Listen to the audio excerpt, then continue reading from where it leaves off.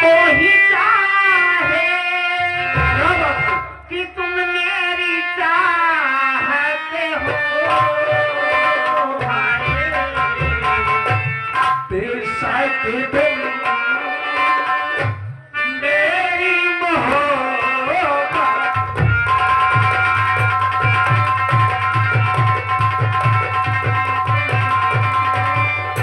मेरी मोहब्बत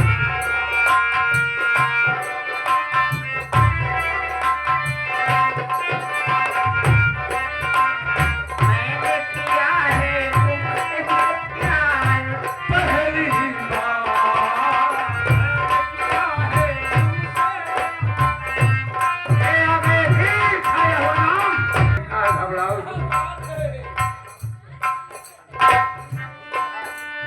मैंने किया है तुमसे प्यार करती रहो मैंने किया है तुमसे जाने से भी ये जान आए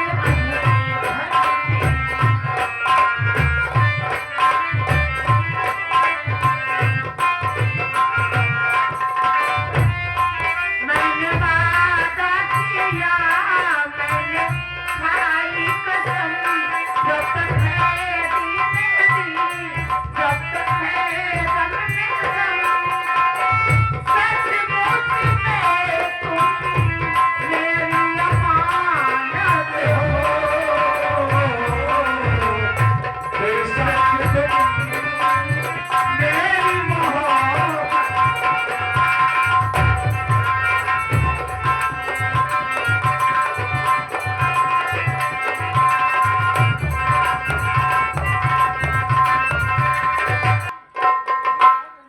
या भगवान जब से दुल्लापुर गांव में आए हूँ मुसीबतों का पहाड़ टूट पड़ा है क्या बताऊं मेरा देवर न जाने किसके किसके पास कहां पर नहीं गया होगा पैसे के लिए लेकिन मुसीबत के समय में सब लोग साथ छोड़ देते अपने यार दोस्त नात रिश्तेदार के पास सबके पास गया लेकिन कोई नहीं मजबूरी में साथ दिए आज मेरा देवर कह के गया है कि भाभी साहब मैं पैसा चाहे जहाँ से लेकर आऊंगा तेरी इलाज कराऊंगा घर में एक दाना भी नहीं है वो भी बहुत जरूरत से लगी है और न जाने क्यों आज मेरी तबीयत बहुत जोरों से खराब हो रही है ऐसा लग रहा है कि मेरी जान चली जाएगी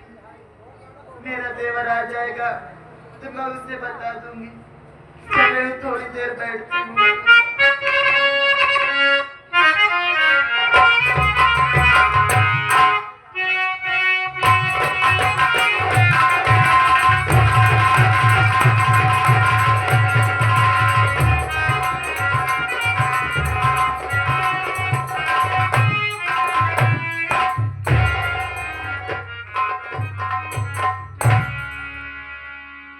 क्या बताऊं मालिक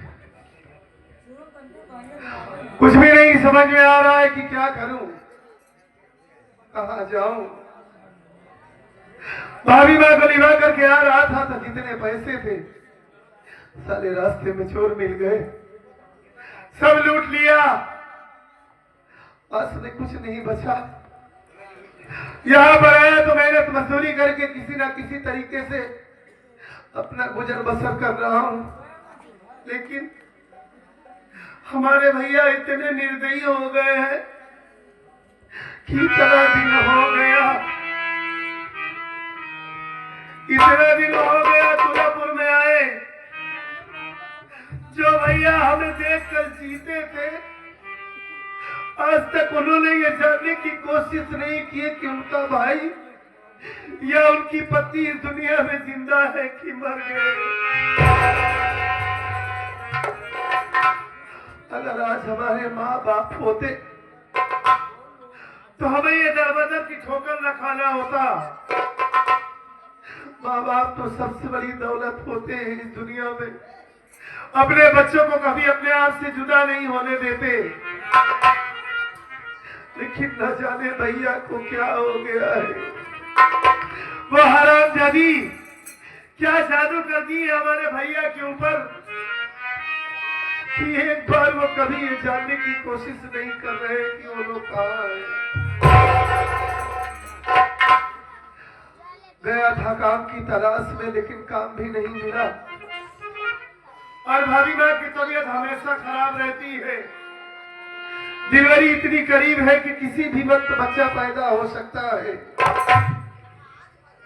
दोस्तों के पास गया था, लेकिन कहीं से कोई मदद नहीं मिली। कुछ समझ में नहीं आ रहा हो।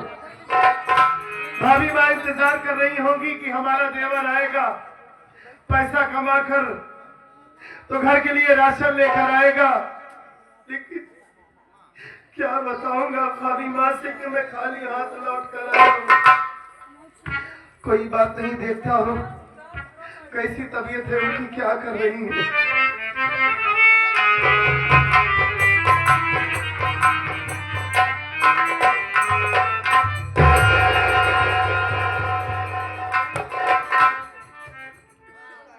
भाभी, आपकी आंखों से आंसू बह रहे हैं। मैं आपसे कुछ जानना चाहता हूँ भाभी माँ। सुनो हमारी बात को।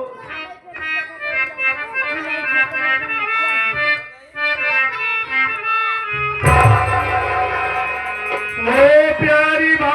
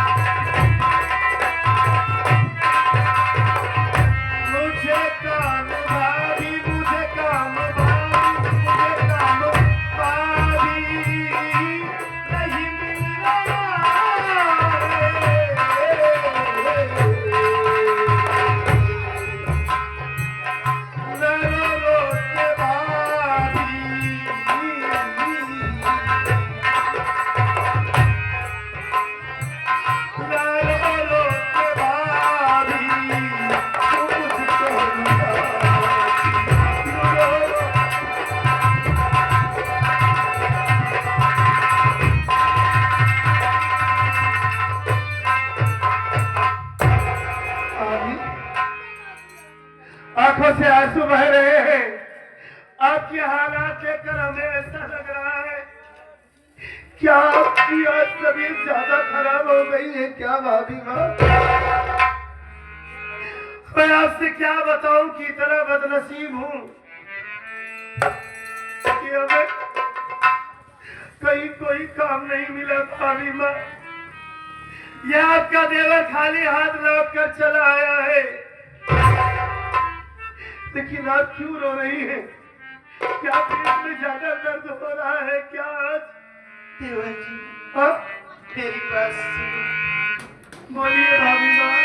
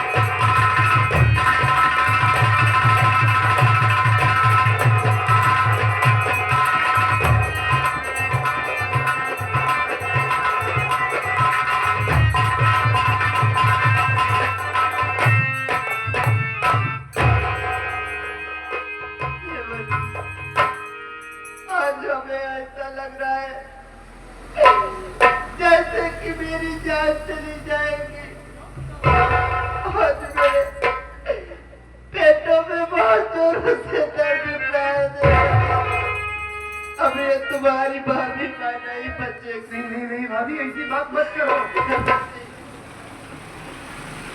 ऐसी बात मत कहो आप। आपको कुछ नहीं होगा। आप ये कैसी बहकी बात कर रही है भाभी? हाँ? अरे आप चिंता क्यों करती हैं? आपका ये देवर इस दुनिया में जिंदा है ना अभी? अभी हमारी बात सुनो आप।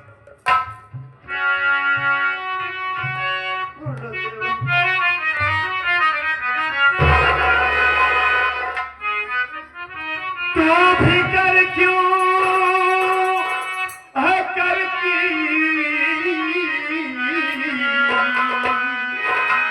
अरे भाभी मेरी चल के तेरी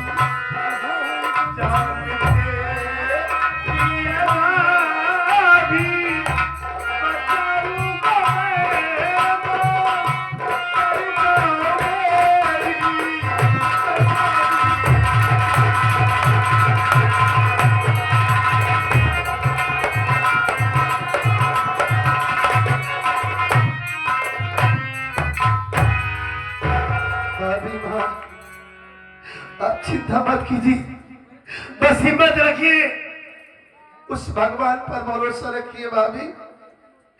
भले ही मेरे पास ऐसे नहीं है, लेकिन मैं आपको मरने नहीं दूंगा भाभी का। अरे अगर आपको कुछ हो जाएगा तो मैं अपने भैया को क्या जवाब दूंगा? ना मैं आपको, नहीं आपके होने वाले बच्चे को कुछ नहीं होने दूंगा। चलो मैं आपको इसी वक्त हॉस्पिटल में एडमिट करूंगा भाभी माँ। जितना पैसा लगेगा ये आपका देवर उतना पैसा लगाएगा। अगर मुझे अपने शरीर के खून का एक एक कतरा ही क्यों ना बेचना पड़े, लोगों के आगे क्यों हाथ ही ना क्यों फैलाना पड़े, गांव गांव जाऊंगा, हाथ फैलाकर भिक्षा मांगूंगा, कोई भी जतन करूंगा भाभी, लेकिन मैं आप दोनों को कुछ नहीं होने दूंगा।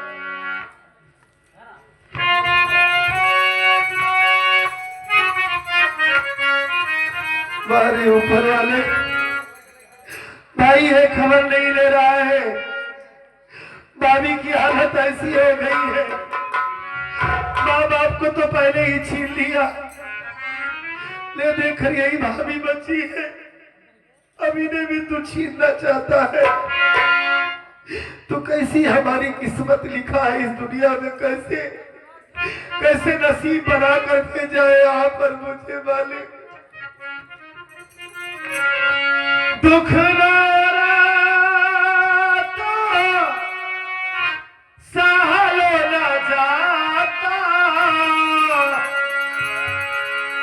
दुख नारा तो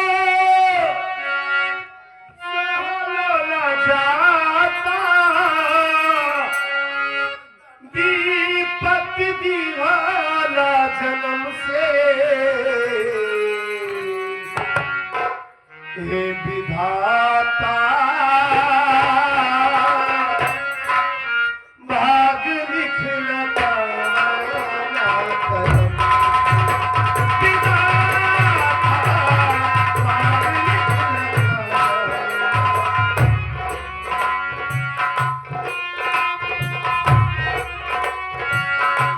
दुख ना